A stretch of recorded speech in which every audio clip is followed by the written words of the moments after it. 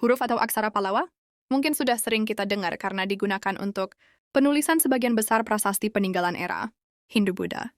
Namun, tidak banyak yang benar-benar memahami pengertian, sejarah, dan perkembangannya. Ingin tahu apa itu huruf Pallawa? Mari pelajari lebih dalam dengan menyimak penjelasan lengkap berikut ini. Huruf Pallawa memiliki bentuk yang melibatkan garis-garis, melengkung dan detail yang kompleks, serta menggabungkan konsonan dasar dengan matra, bunyi vokal, untuk melengkapi tulisan. Aksara ini sangat penting untuk sejarah Indonesia, karena aksara ini merupakan asal dari mana aksara-aksara Nusantara diturunkan. Nama aksara ini berasal dari dinasti Pallava atau Pallawa yang pernah berkuasa di selatan India antara abad ke-4 sampai abad ke-9 Masehi. Dinasti Pallava adalah sebuah dinasti yang memeluk aliran Jainisme. Sistem tulisan ini digunakan untuk menulis naskah-naskah, keagamaan, dan prasasti penting. Prasasti dalam huruf Pallawa banyak ditemukan di wilayah Tamil Nadu dan sekitarnya. Aksara Pallawa merupakan jenis abugida yang digunakan sejak abad ke-3 hingga 10 saat ini. Aksara Pallawa tidak digunakan lagi. Bahasa aksara Pallawa adalah Tamil, Sanskerta, Saurashtra, dan Jawa kuno. Berdasarkan hipotesis, aksara Pallawa memiliki hubungan antara abjad Aramea dengan Brahmi. Dengan silsilah aksara Pallawa berada di urutan terakhir, yaitu abjad Proto-Sinaitik, abjad Fenisia, abjad Aramea, abjad Brahmi, Brahmi Tamil, dan aksara Pallawa. Sedangkan aksara yang diturunkan aksara Pallawa adalah Cham, Divas Akuru, Kawi kuno Khmer, Malayalam, Saurashtra, Sinhala, dan Talu. Aksara yang termasuk kerabat aksara Pallawa, yaitu Grantha, Kalinga, dan Tamil.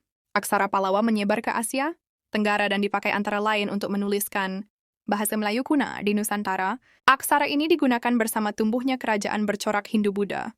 Transformasi dari aksara Pallawa, yang disebut aksara Pasca Pallawa, muncul di berbagai tempat Asia Tenggara.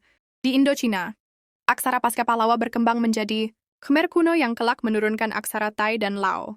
Di Pulau Jawa, aksara Pasca Pallawa kemudian disebut aksara Kawi yang berasal dari bahasa Sanskerta yang artinya penyair. Di Nusantara, bukti terawal keberadaan aksara ini adalah prasasti Mulawarman di Kutai, Kalimantan Timur yang berasal dari abad ke-5 Masehi. Bukti tulisan terawal yang ada di Jawa Barat dan sekaligus Pulau Jawa, yaitu prasasti Tarumanagara yang berasal dari pertengahan abad ke-5, juga ditulis menggunakan aksara Pallawa. Hal ini merupakan bukti tulisan terawal yang berada di Jawa Barat dan Jawa. Prasasti yang menggunakan huruf Pallawa. Sebagian besar prasasti yang ditemukan di Indonesia ditulis menggunakan huruf Pallawa dan berbahasa Sanskerta. Dikutip dari buku tipografi, tiap font memiliki nyawa dan arti oleh Indriana Maharsi. Berikut ini adalah beberapa contoh prasasti berhuruf Pallawa di Nusantara. Sebelum kita lanjut, admin mohon sahabat-sahabat untuk menekan tombol like, subscribe, and then back in the video one.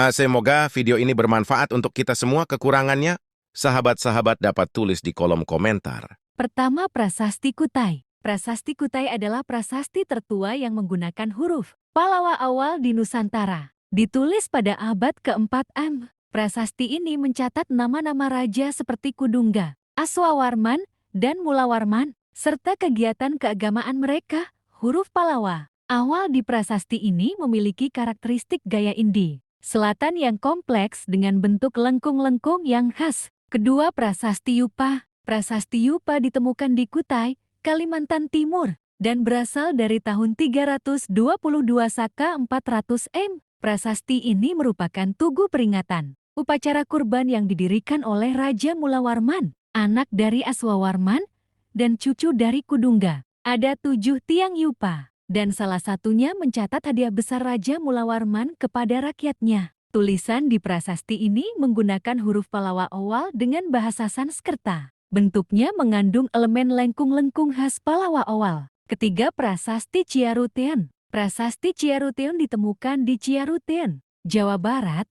dan diperkirakan berasal dari tahun 372 Saka, 450 M. Prasasti ini peninggalan Raja Purnawarman dari Kerajaan Tarumanegara. Di dalamnya terdapat tapak kaki yang diidentifikasi sebagai milik sang raja dan dianggap menyerupai tapak kaki Dewa Wisnu. Teks prasasti ditulis dalam bahasa Sanskerta menggunakan huruf Pallawa awal berbentuk syair pujian. Karakter hurufnya menunjukkan kontras tinggi pendek yang khas. Keempat, prasasti Talang Tuwo. Prasasti Talang Tuwo ditemukan di Sumatera Selatan dan bertanggal 684 M. Prasasti ini menceritakan pembangunan taman oleh Dapunta Hyang Srijayanasa pendiri Kerajaan Sriwijaya. Taman tersebut dibuat sebagai tempat meditasi dan persembahan bagi kesejahteraan semua makhluk. Huruf yang digunakan pada prasasti ini adalah Pallawa akhir. Bentuk hurufnya mulai lebih seragam dan tinggi hurufnya hampir sama, menyesuaikan dengan media seperti daun lontar. Kelima, prasasti Canggal. Prasasti Canggal ditemukan di Gunung Wukir, Jawa Tengah, dan bertanggal tahun 732.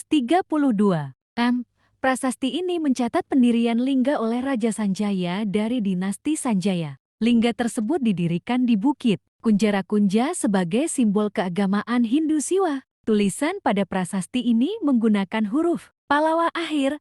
Bentuk hurufnya lebih sederhana dibanding Pallawa awal, dengan penerapan prinsip sama tinggi untuk mempermudah pembacaan. Perubahan huruf Pallawa menjadi aksara Jawa. Perubahan huruf Pallawa menjadi aksara Jawa berdasarkan informasi pada portal informasi Indonesia. Awalnya masyarakat Nusantara mengadopsi aksara Pallawa secara penuh karena belum terdapat sistem tulisan. Adopsi ini terlihat pada prasasti-prasasti awal seperti prasasti Kutai dan prasasti Canggal. Kedua prasasti ini menggunakan bahasa Sanskerta dan ditulis dengan aksara Pallawa. Seiring waktu, masyarakat Nusantara mulai memodifikasi aksara Pallawa agar sesuai dengan kebutuhan bahasa lokal. Modifikasi ini menandai awal lahirnya aksara Kawi yang digunakan sejak abad ke-8. Aksara Kawi mencerminkan evolusi dari aksara Pallawa dengan penyesuaian bentuk huruf dan sistem bunyi. Pada era berikutnya, aksara Kawi terus berkembang menjadi lebih lokal dan distandardisasi. Periode ini dikenal sebagai era Kawi awal, berlangsung dari abad ke-8 hingga abad ke-10 Masehi. Prasasti-prasasti seperti prasasti Blumpungan dan prasasti Dinoyo mencerminkan bentuk awal aksara Kawi. Memasuki era Kawi akhir, sekitar abad ke-10 hingga ke-13. Aksara ini mengalami pengayaan untuk memenuhi kebutuhan administrasi dan sastra kerajaan. Bentuk hurufnya semakin khas dan mulai meninggalkan pengaruh Pallawa. Prasasti yang ditulis pada masa Kerajaan Kediri menjadi contoh penting dari fase ini. Pada masa Majapahit, aksara Jawa mulai terbentuk dari evolusi aksara Kawi. Aksara ini lebih sederhana dan mencerminkan ciri-ciri lokal yang kuat. Prasasti-prasasti Majapahit seperti prasasti Kudadu menunjukkan transisi ini. Aksara Jawa modern yang dikenal sebagai Hana Caraka atau Carakan muncul sekitar abad ke-15. Aksara ini menjadi lebih seragam dan digunakan untuk berbagai keperluan, termasuk sastra dan administrasi. Proses evolusi dari Pallawa hingga aksara Jawa menunjukkan adaptasi budaya dan teknologi tulisan di Nusantara.